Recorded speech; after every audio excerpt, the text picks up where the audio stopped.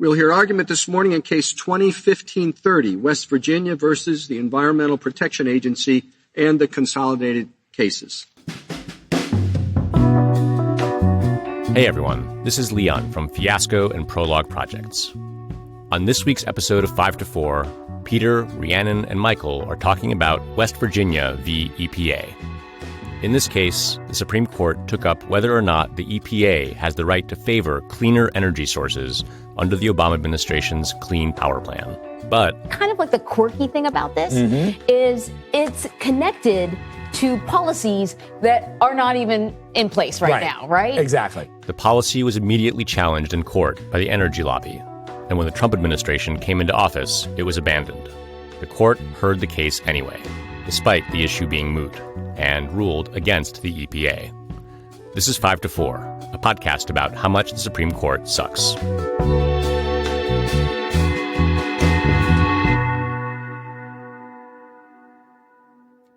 Welcome to 5 to 4, where we dissect and analyze the Supreme Court cases that have washed away our civil rights like the ocean will wash away our beachfront properties. I'm Peter. I'm here with Rhiannon. Hey, hello. And Michael. Hey, everybody. Yeah, I like to imagine that if I do have kids one day, I can take them, snorkeling by my old house. Because Miami will be underwater. Yeah, all of South Florida will be underwater, but it will be a sick dive. It'll be you'll be snorkeling and seeing high-rise buildings. Yeah, it'll be dope. Today's case, West Virginia v. EPA. This is a case about the steps that the EPA, the Environmental Protection Agency, can take to mitigate climate change. There was an EPA regulation proposed by the Obama administration in 2015 that would reduce carbon emissions through what's called generation shifting. Generation shifting is essentially a way for states to prioritize greener energy sources within their energy grid by shifting energy production away from high-emission plants and toward low-emission plants. So, just to give a highly oversimplified example, if your energy grid had a coal plant and then a wind farm, what you would do is structure it so that all of your energy production would first come from the wind farm, and only once had you maxed that out would it come from the coal plant. It's essentially just a way of prioritizing greener energy sources within your energy grid. Yeah, exactly. Now, that said, the technicalities of the regulation aren't super important to understanding this case, because what it's really about is the court arming itself with a method for attacking the administrative state as it deems fit, and ignoring the will of Congress and the text of the laws in the process. Rhi, you wanna give the background a whirl here? I would absolutely love to. Thank you, Peter. First of all, what I want to say is this case, even though it has to do with an Obama-era regulation that was proposed at the EPA, this case did come down just a few weeks ago this term. So yeah, let's talk background. In 2015, like Peter said, the EPA under the Obama administration proposed basically a new set of rules called the Clean Power Plan. This plan was designed to address carbon emissions from power plants that are fueled by coal and natural gas. So under this plan, the EPA set emissions limits on these plants and decided on the best methods to achieve those limits. Now, one of these methods, for example, was for coal-powered plants. It was called heat rate improvements. This was basically a set of standards, for practices that those plants could undertake to burn coal in a cleaner way. Now, the important thing to note here is that heat rate improvements are source specific. It's regulation of emissions at the source on a power plant by power plant basis. And it applies to one industry, according to the Supreme Court. It applies just to those coal-fired power plants. So the Supreme Court doesn't have a problem with that methodology, right? But another method that the Clean Power Plan proposed for achieving the emissions limits for power plants was called generation shifting. Basically, this means shifting the generation of electricity to cleaner energy sources like wind and solar. And in some cases, it was just shifting from coal-powered plants to natural gas-powered plants because those are cleaner sources. So a power plant could implement this generation shifting model in a few different ways. Basically, the power plant industry had some options. Each power plant could reduce its own production of electricity, or it could build or invest in a new or existing natural gas plant, or a wind farm, or a solar installation, for example. Or lastly, it could purchase emissions credits. So when a power plant would take any of these steps, it would be towards this bigger plan of implementing a sector-wide shift in electricity production from coal to cleaner and renewable energy sources. So let's talk really quickly, though, about an important point. Let us note that the Clean Power Plan was literally never in effect. The Supreme Court blocked immediate implementation of the plan in 2016. And then when the Trump administration took over, they repealed the plan themselves. They're not going to implement that. So what's more, the metrics set by the EPA in the Clean Power Plan have literally already been met. So even if it were implemented today, these power plants would have to do literally nothing. I think it's important to just highlight this up top because it's important that the Supreme Court is inserting itself here in a case that is literally moot. Yeah. There is no controversy. There is no case here. Right.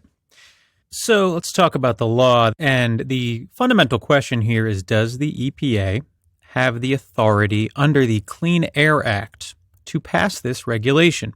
The Clean Air Act gives the EPA authority to implement a system of emission reduction for power plants. In 2015, the Obama administration proposes this plan, and it includes this generation shifting idea, which prioritizes greener energy sources within the energy grid. Never actually implemented, like Reed just said, but in 2019, the Trump administration proposes their own regulation, which includes a bunch of industry-friendly bullshit, but also takes the position that the CPP, the Clean Power Plan, the Obama administration rule, exceeded the EPA's authority. The basic argument, which Ree hinted at, is that the Clean Air Act authorizes the EPA to regulate only individual plants, whereas generation shifting is sort of like an energy industry-wide regulation that regulates the distribution of power across the grid. Now, to be clear, there's no basis in the text of the Clean Air Act for this distinction, but we'll get to that in a bit. The Trump administration's interpretation gets challenged and eventually winds its way to the Supreme Court.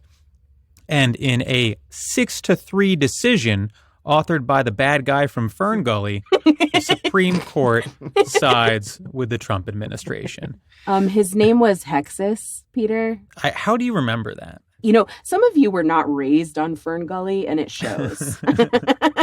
I remember being very young and very scared of Hexus in Fern Gully. Very scary dude. Yeah, climate change is fucking scary. I don't remember Fern Gully that well, to be honest, which is, I should. It's a classic. Actually have revisit. A family member who worked on it, so I should. Mm-hmm. So let's talk about the legal arguments made in the opinion a bit. And first, we should talk about mootness. And Ree just mentioned it, but it's worth going over this a bit here. Yeah. Mootness is the idea that if an issue has been functionally resolved, the court should not hear the case, right? There's no case anymore. There's no dispute. Mm-hmm. Like if I'm suing Michael because he owes me $1,000, but then he pays me the $1,000, the case is moot, right? No need for a lawsuit. Issue resolved. Yeah. Now, similar to the concept of standing, which we've talked about quite a bit, our position is that generally speaking, mootness is sort of a bullshit doctrine, too flexible to be useful in most cases. But to the extent it means anything at all, this case should have been dismissed as moot, right? Yes. There's nothing to decide. At all. Right. I mean, the Clean Power Plan was never in effect. There is no plan to put it into effect. All of the emissions metrics have been met, so even if you put it into effect, it would not create any obligations on anyone. It is quite literally nothing more than words on a piece of paper at this point. Mm-hmm. The only reason to hear this case is to use it as an excuse to attack the administrative state. So on to that. What's important to understand here is that there is a long-standing rule in the law where courts defer to administrative agencies' interpretation of statutes. In other words, Congress passes laws that delegate authority to administrative agencies. Agencies then interpret those laws to pass regulations. So courts are supposed to defer to agencies in how they interpret those statutes because the agencies have all the relevant expertise and courts do not, right? Right. Mm-hmm. This is known as Chevron deference, named after a case from the 80s. And it has long been a thorn in the side of conservatives who would of course like to pare back the scope of administrative agencies' power because they hate regulations, right? Yeah, they don't like rules. Well, they don't like these types of rules. Right. Yeah. Yeah. Good point. So what the Roberts Court has done is sort of carve out a huge exception to this tradition of deference called the major questions doctrine. We've talked about this before, but essentially the argument goes, if the issue is one of, quote, vast economic and political significance, a so-called major question, then the court will not defer to the agency, but will instead do a strict analysis of the agency's power. So here they say that the question of emissions regulations is a major question, right? It's a big, important question, and they will not defer to the EPA's interpretation. Now, worth noting, there was some discussion, I think, at oral argument where the argument was made like, is generation shifting really like an issue of vast political and economic significance? Right. And I believe it was Alito who was sort of like, well, maybe not in and of itself, but the sort of broader question of whether you can do these industry-wide regulations is a major question, which is sort of another way of saying like, well, no, it's not a major question, but what if it was? Right. But let's just say it is so that we can rule That's on right. this. Right. Yeah, which I think, really gets to how fuzzy the major questions doctrine is. And by fuzzy, what I mean is bullshit, right? How bullshit it is. Like, this is a doctrine that only has use when the statute clearly allows the agency to do what the agency is doing. Because if there's ambiguity about that, right? Like if it's not clear, the court can rely on that. Instead, they have to rely on this stupid doctrine that they made up. Right. There are other doctrines that can sort of not get around deference, but in situations where like the delegation of authority from Congress to agencies is not at all clear, right? It's like really genuinely questionable. Right. The court can already deal with that. Yeah, just basic statutory interpretation, right? Exactly. Normal statutory interpretation, they can say, we've read the statute and it does not give you this authority, right? Like the problem here is that the statute just does, right? The statute does. It says that, the EPA has to come up with the best system for regulating emissions, right? System is a word they use. Right. There's sort of no two ways about this. Any normal reading of the statute demands that the Clean Power Plan is just well within EPA's, powers. Right. Their wheelhouse. They do stuff like this. Cap and trade is a normal part of their powers. This is all like very just ordinary. It's like hard to emphasize. Yeah. And so, the major questions doctrine is the conservatives' way of getting around that, of saying, well, but we don't like that. That's the only role it has to play, is when the statute authorizes agency action that the conservatives do not like, they use this made up doctrine to say, well, no. Right. Yeah. We're going to rewrite the statute. Exactly. And, we talked about this in past major questions cases from the past year, but like, could there be a more obviously fake doctrine? Like, okay, we'll defer to agencies unless it's an issue of vast political and economic significance. What does that mean?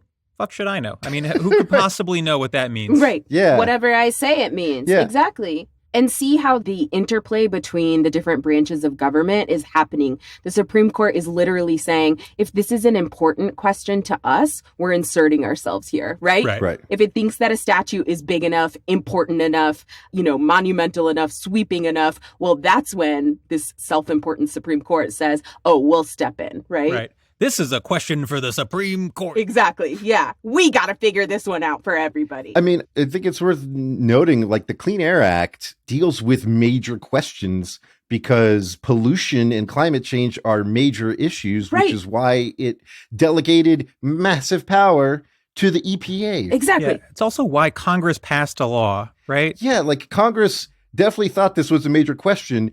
That's why they did this. Right. That's why they gave the EPA power to do these things. Like, like it's crazy making. It's like absolutely crazy making. It's so fucking stupid. All right. So that is how the court gets around having to defer to the EPA here. But, you know, we still need to interpret the statute, right? We're just not deferring to them when we do. So the statute seems to grant the EPA broad authority to implement the best system of emission reduction. The EPA thought that this generation shifting scheme was the best system, and the majority doesn't really dispute that conclusion, right? Right. So that should be that.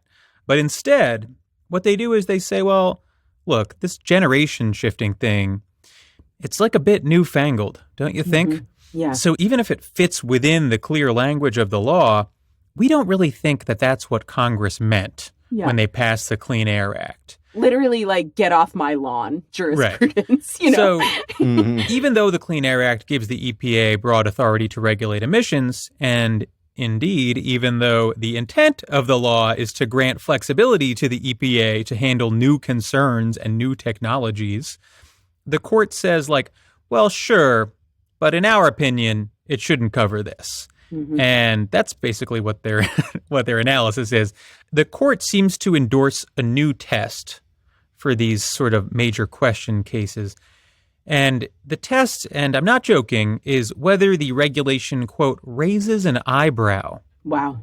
In other words, whether your gut instinct is that the EPA should be able to do that.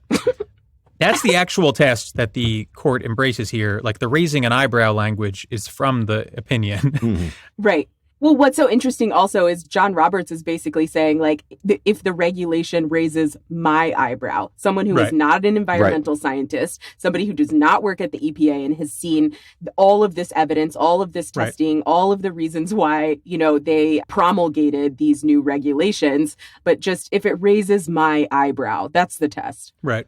So I think it's worth talking about the past year or so of Supreme Court jurisprudence, which has suddenly seen 3 prominent major questions cases, all of which we've covered. The first was the eviction moratorium case from last year, where the CDC had put out a regulation that halted evictions during COVID, right? And that gets challenged, and this whole raising an eyebrow thing comes into play, where the court is like, well, is the CDC really regulating the nation's housing market to this extent? Does that really make sense?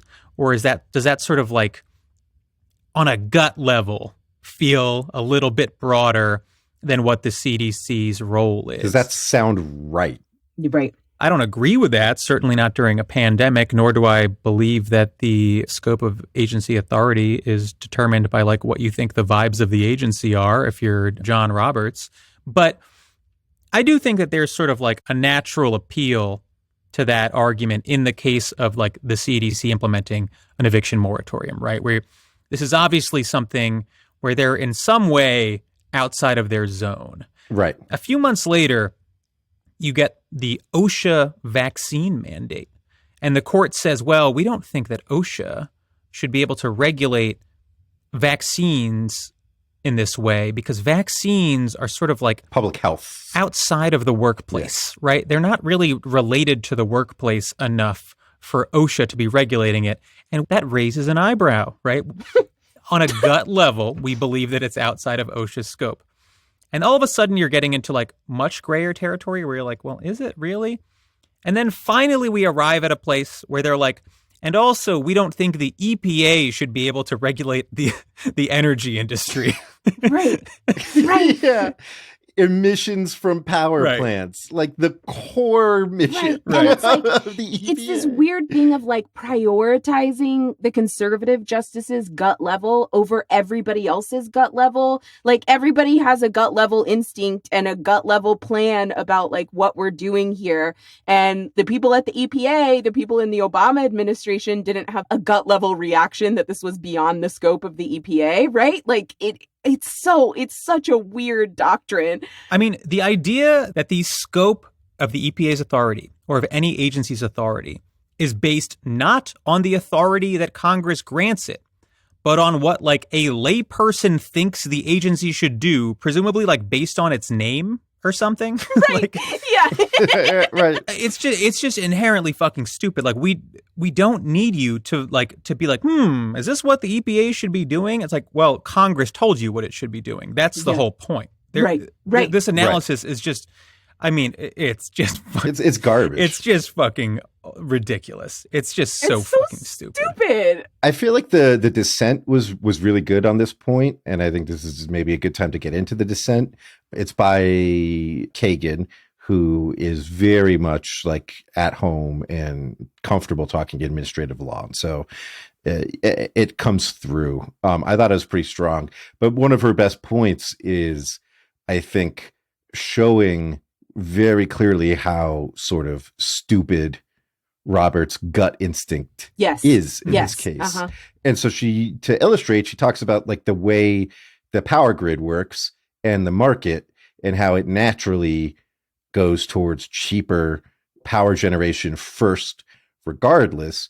And so she was like, the majority talks about like, you know, maybe allowing quote unquote inside the fence, like technological regulations of power plants.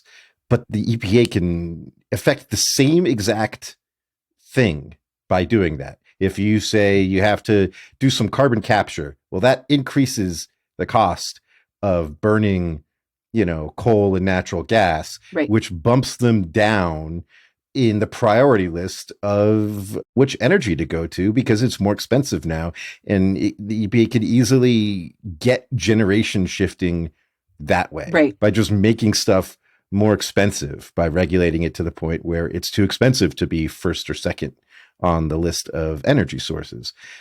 So, Roberts, this might raise an eyebrow because you're a fucking moron who doesn't understand the energy grid.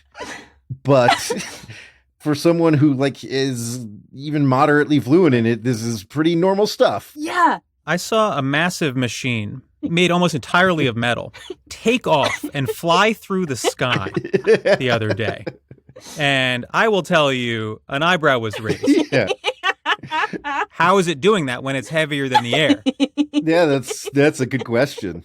A second it goes on the ground. When you think about it, how do birds do it? You know? Yeah. Beats me. Fucking magic. It raises an eyebrow. This is a major question. It raises an eyebrow. Talk about it. Yeah. This is the biggest damn question I've seen. Yeah, this question's big as shit. So Kagan, I think that's one of her stronger points, is sort of illustrating how sort of made up this is. She also does a good job, I think, of contextualizing the history or the non-history of the major questions doctrine. She points out this is the first time it's ever been in a majority opinion. The court's like, we're just applying law here. And she's like, this test is made up. This is the first time the court has ever actually applied this test as like a matter of like majority opinion law. So like, what the fuck are you talking about?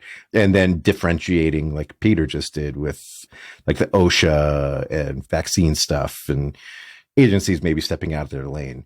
So she's very good on the history, very good on this sort of lawlessness of this. Very good, I think, on the point where she disavows a previous statement where she had sort of infamously said, we're all textualists now. And she says, actually, no, we're not, because there's nothing textual about this opinion. And this court is like happy to just abandon textualism when its, desires aren't met by it. Right.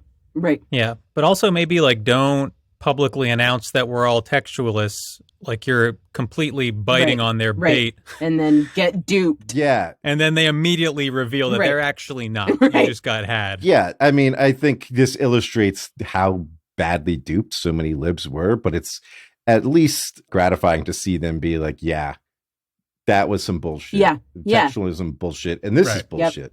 So yeah, it's a good dissent. It's a strong dissent. It's well written. It's I think if you're interested in admin law, you should definitely read it. Yeah. I think it's also worth noting Gorsuch files a concurrence here, not really saying much, but he's been a big proponent of the non-delegation doctrine, which is the idea that Congress's ability to delegate authority to agencies, to administrative agencies, should either be eliminated or more realistically pared back in some significant way.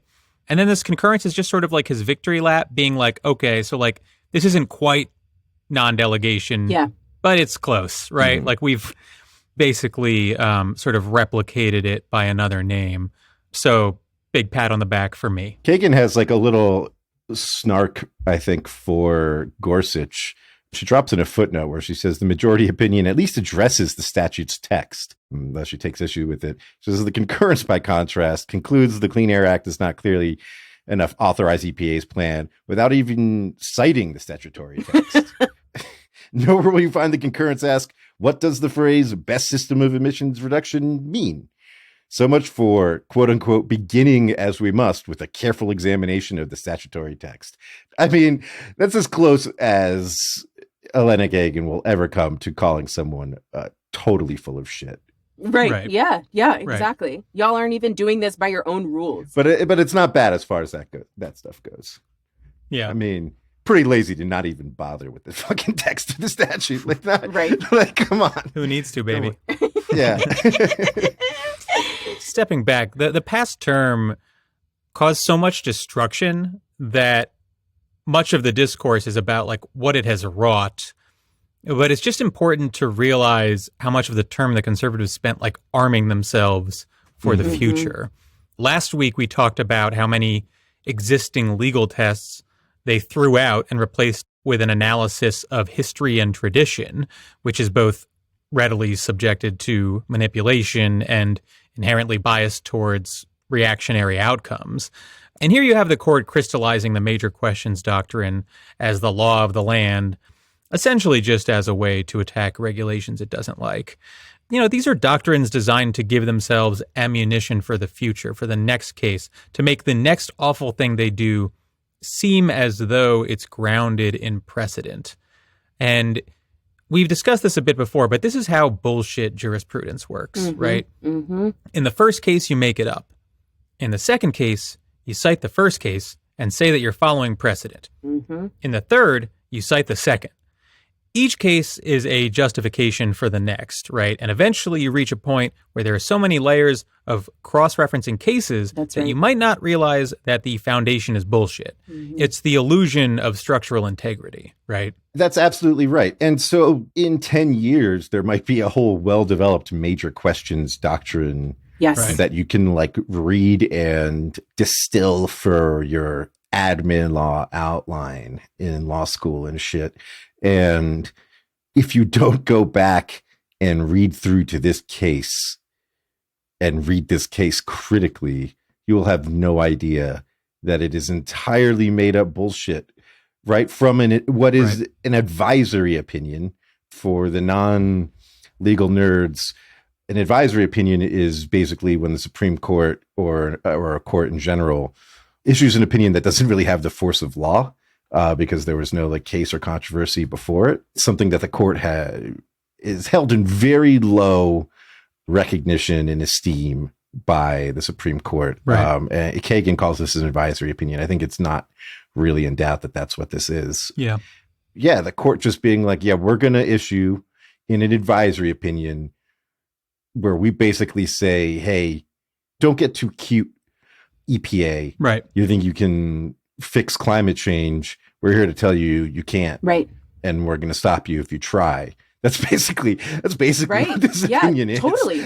Like that's the only purpose it serves is like a shot across the bow of the EPA and the Biden administration. Like if you try to be aggressive in regulating the energy industry, we are here for them. We are their shield and their sword. Right. And we don't even need a fucking case in controversy. Do not mess with my large coal-emitting son. That's right. That's right. That's what this is. And that's now the foundation for most of administrative law. And it is going to be most of administrative law because, look, in this opinion, they say major questions doctrine from their president teaches them that there are, quote unquote, extraordinary cases that call for a different approach. Like Peter said, 3 times one term. Yeah. Not so extraordinary, including one where it's just the EPA regulating the emissions from power plants. Hard to imagine something less extraordinary than the Environmental Protection Agency regulating power plant emissions. Right. So yeah, this is administrative law. This is the future and the present of administrative law. And yeah, while we're sort of on the topic of the major questions doctrine and how fucking empty it is, important to note that the history of it stems primarily from a 2000 case called FDA v. Brown and Williamson, where the court held that the FDA could not regulate tobacco, claiming that tobacco was not a drug under the statute.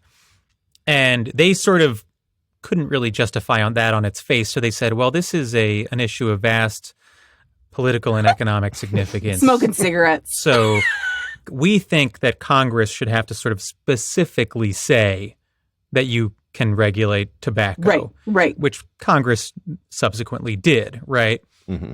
So that case is sort of like the earliest manifestation of the major questions doctrine functionally as it exists right now.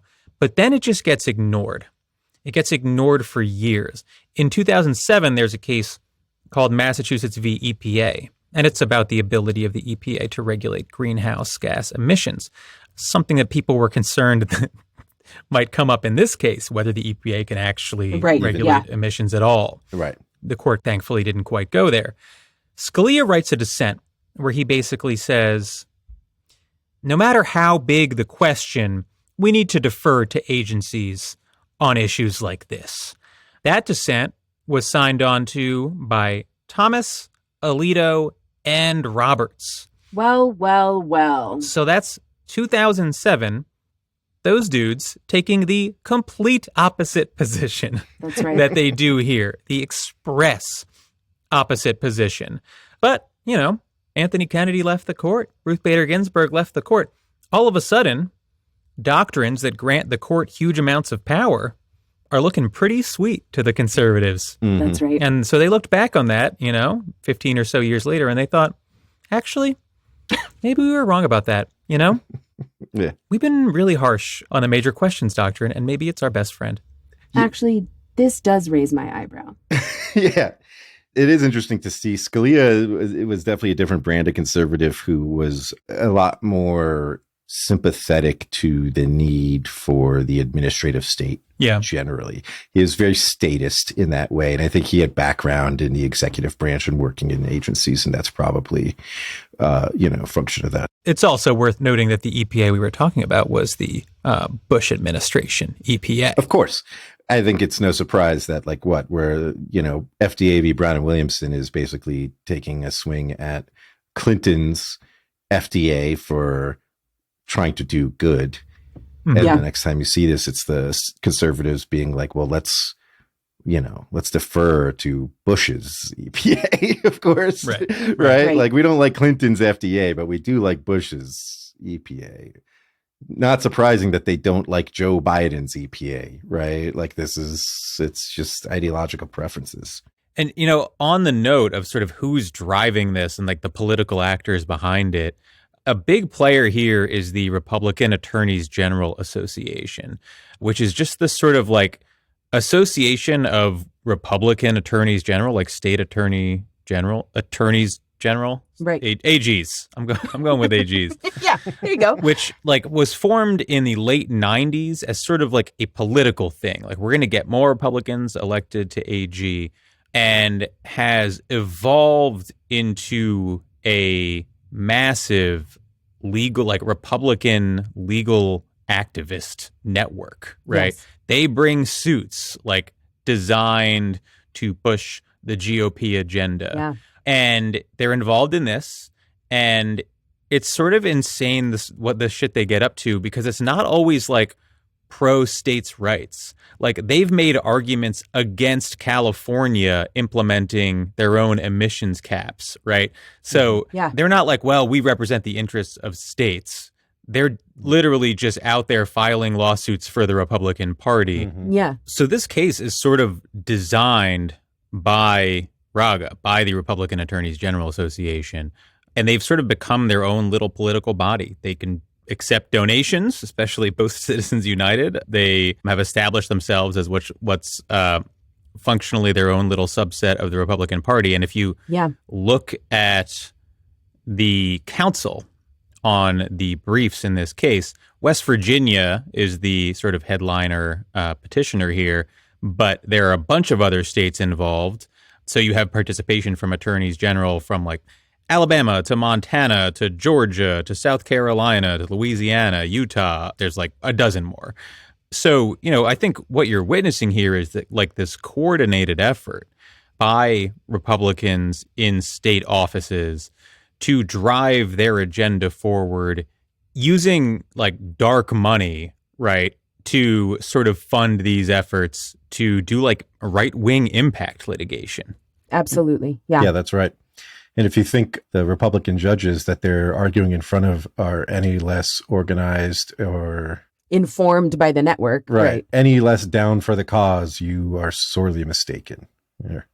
They're all on the same team. Exactly. I'm glad that you brought up how this case shows that the Supreme Court is caping for basically the fossil fuel industry, right? Mm-hmm. That they're saying like, we will protect you from regulations, right? I think it's really important that this case and this doctrine is about an economic theory. This is laissez-faire bullshit, right? Mm-hmm. This is an economic theory in jurisprudence and not about social welfare or addressing climate change or meeting the demands of an oncoming global catastrophe, right? This is about, we think that industry should not be regulated in this way.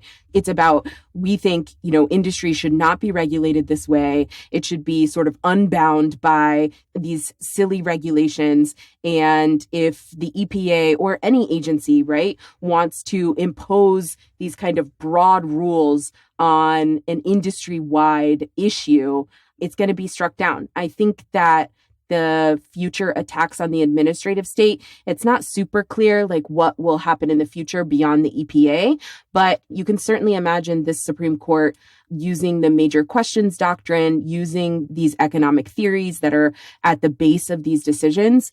You can certainly see them using these theories and these arguments in, say, a case about the NLRB's power or OSHA's power or, the Consumer Financial Protection Bureau's power, right? This will certainly extend, I think, from this court to limit the power of other federal agencies as well. Absolutely. And it very much changes the sort of balance of power between the coordinate branches, right? Yes. This is a court that is like flexing its muscle here, stepping in between Congress and the executive. And simultaneously, it's not just disempowering an agency, although it is doing that very explicitly. It's also disempowering Congress, right? It's making it harder for Congress to legislate, usually with statutory textual doctrine like this, a doctrine of statutory interpretation. The court will maybe give some guidance to Congress for what it can do to satisfy the doctrine, right? Like, what are the magic words you drop in the statute to let the court know, yes, this is a major question and we recognize that and we are explicitly delegating authority to answer that major question to the agency. The court isn't clear on that. And it doesn't want to be clear because it doesn't really know what the major questions are going to be. We made this point in the vaccine case, but like a few years ago, the vaccines were not a partisan issue. And a lot of vaccine skepticism was hippies and bougie types in Northern California and like Taos and shit. And conservatives thought they were morons.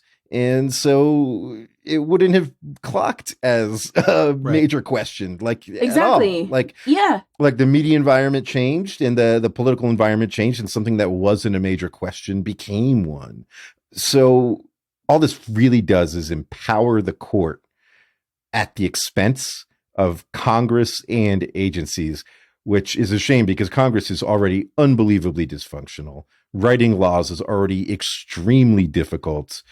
In agencies, which are like in some sense the most functioning part of our government, are already like very slow and bogged down by, you know, the Administrative Procedure Act and all these things that they have to do to, you know, comply with the law, which is good, but this is just making their job harder and making their effectiveness worse. And you don't have to wait to see how states and other litigants are asking the court to extend this major questions doctrine and limit the power of federal agencies. You see it already. Texas, my fucking home state, has filed a lawsuit against the Biden administration over Joe Biden's executive order that hospitals, doctors have to perform at least emergency abortions and are protected in doing so. Texas has filed a lawsuit, and in it, they have directly cited this case, directly cited West Virginia v. EPA and the major questions doctrine to say, look, the Supreme Court just said that federal agencies, federal bureaucrats don't have this extensive power and that these questions should be left to the people and representatives. Mm-hmm. Mm-hmm. Running through this opinion is like a utter disdain for like bureaucrats, right? Mm-hmm. Mm-hmm. And like a sense that they believe that these bureaucrats are like these faceless, unelected, deep state creeps that are running the country secretly behind closed doors. That's a fucking mirror, bro. Right, right. Genuinely. Yeah. First of all, like you look at how regulations get passed, and what happens is like they propose a regulation and then there's public comment, meaning members of the public, right? Usually experts, but could literally be anyone, comment on it and get to like give their suggestions and thoughts. And then like the regulation is tinkered with and finalized. And that's what the process of passing regulations looks like. Compare that with the fucking Supreme Court, right? Right. It's such a fucking joke, but like they're just sort of like passing along these like long-held conservative fears of like bureaucrats, right? Bureaucrats are in the way of business and shit like that. It's fucking embarrassing. Comparing the justices to agencies and the notice and comment process is like, I mean, how dope would it be if you got to publicly comment on Supreme Court drafts? Yeah. I mean, one time the public got a look at the drafting process and everybody had a fucking meltdown. Right. But it would be affirmatively good if drafts of opinions were circulated and law professors and publications, you know, it got written up in the New York Times and there was like public response. I don't know. Just off the top of my head, I actually think that might be good. I think that might be good. There's a little half-baked, obviously. But, Well, I mean, it's when an administrative agency puts out a regulation, there's like a period of public comment. When there's like a leak of a Supreme Court opinion, people are like, this is actually a crime, I think. Like, Yes. Yeah. Yes. It's fucking embarrassing. I would love for there to be a period of public comment, and every single time I'd submit, this looks dumb as hell. Fuck you guys. And they'd be like, there's Peter again. I think it is time for a quick break. And we're back. There's a project here at work that's really, truly enormous in scope. Leonard Leo, the former head of the Federalist Society and one of the sort of primary architects of conservative legal strategy, has explicitly said that he wants to return to a pre-New Deal form of government. Yeah. And, what that means is the rollback of the New Deal state, the steady dismantling of the federal government, right? All of the agencies that pass regulations to protect our interests in various ways and to, various degrees of efficacy, they want to see that eliminated. They want to see a return to a world where wealth dominates everything, right? And that project is bigger than the EPA. It's bigger than any given administrative agency. That's right. We are talking about a return to a much harsher world for nearly every person in the country. Yeah. Yeah. We talk a lot on this podcast about conservatives striving to undo the gains of the Warren Court, the civil rights movement, sexual revolution, all that good stuff. We talk less, although we do talk about it sometimes, less about their goals to undo the New Deal. But that is very much a part of the conservative project. In this case, is a very big piece of that.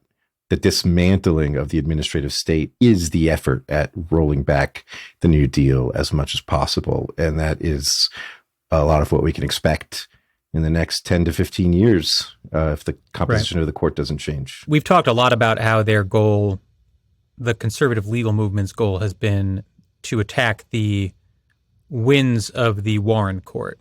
But now that is essentially in hand, right? Right. And so you will see them start to move towards different targets. And What's next? And the sort of next obvious target is the New Deal.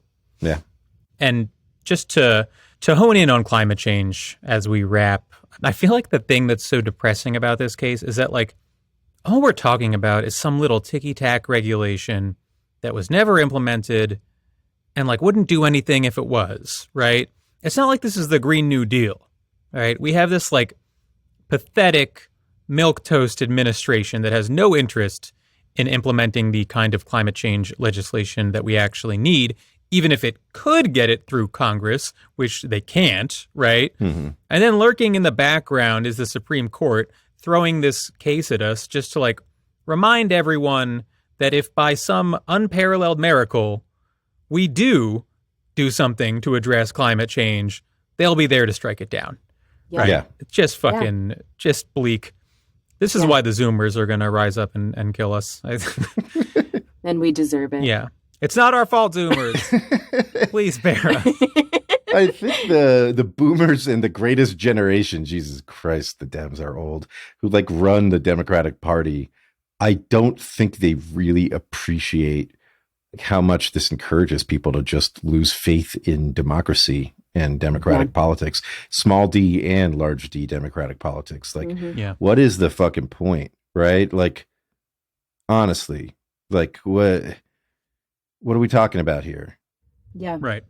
Like, you can't even have the balls to say, well, yeah, we will go to the bat for your future against the Supreme Court. We don't think what raises an eyebrow for John Roberts is so important that it's worth sacrificing the entire bread bowl Midwest. Right. To drought. Smart climate policy. Right. Yeah. The millions of people to famine and all of Florida to flooding and whatever, right? The Southwest to fires. Like those things are more important. That's not the case for the current party. And it makes electoral politics seem like a joke. Yeah. Well, you'll be eating your words, Michael, when they give us vouchers for snorkels.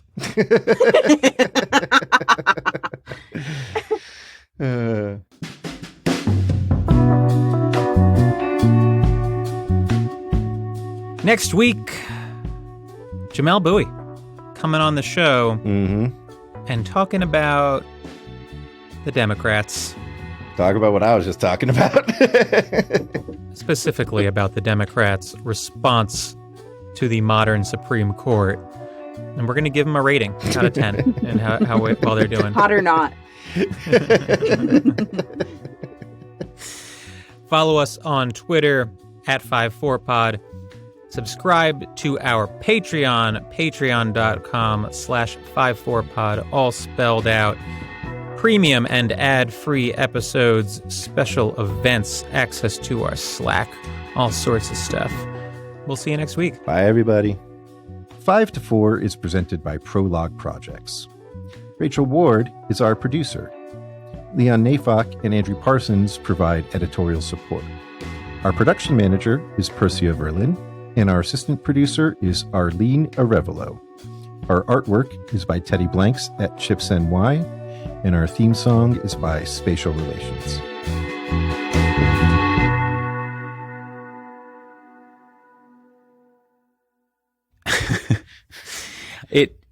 I had a thought. I was like farther back. Shit, I feel like I lost it. Well, my other thought is, oh yeah, that's okay. I got it. This was a full Michael.